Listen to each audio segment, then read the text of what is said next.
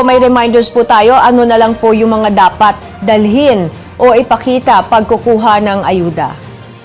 Well, gaya nga po ng nabanggit ko kanina, yung pong ayuda na ito, itong subsidy ay ipapamahagi diretso sa mga land bank cash card accounts o transactional accounts ng ating mga beneficiaries. Kung sakali naman po na magkakaroon ng manual payout o through the payouts ng ating mga conduits, mangyari lamang po ay magdala sila ng kanilang ID upang makuha nila yung kanilang ayuda. And of course, gaya nga rin po ng lagi natin pinapaalala, tingnan lamang po o antabayanan ang mga opisyal ng komunikasyon o pabatid na ilalabas po ng DSWD kasama po ng DOF, NEDA at ng DBM hinggil dito sa pagmamahagi ng ayuda. Susundan nyo lamang po ang mga opisyal na Facebook pages ng mga ahensya na to para po malaman kung kailan po maumpisahan itong pamamahagi ng ayuda. Ma'am, may nagtatanong po kung pwede pa po bang mag-apply bilang beneficiary?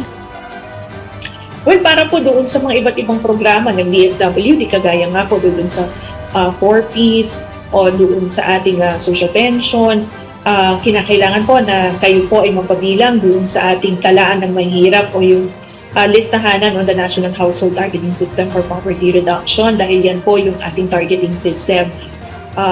Sa kasalukuyan naman po, kung gusto nyong mapabilang sa mga programa na ito, mangyari lamang po makipag-ugnayan sa pinakamalapit na DSWD Field Office para po makita kung kayo po ba ay na-enumerate o na-assess na ng ating mga kawani na nagpapatupad ng ating listahan.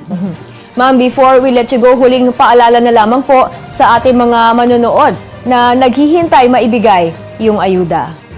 Yes, ma'am. Unang-una, tayo nagpapasalamat sa inyong pong programa at binigay niyo po ng pagkakataon ng DSWD na makapagpahatid ng impormasyon dito.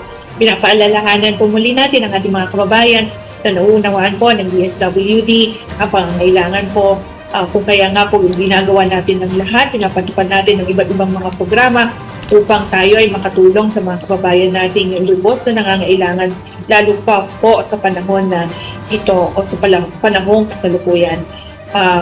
Again, mangyari lamang po na antabayanan ang mga opisyal na pabatid ng ating pong ahensya hinggil sa pamamahagi ng ayuda at sa pagpapatupad ng iba rin pong mga programa at serbisyo ng DSWD.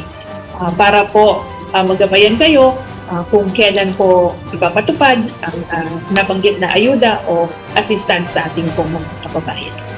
Maraming salamat po sa inyong panahon, DSWD spokesperson Irene Dumlao. Thank you po, ma'am.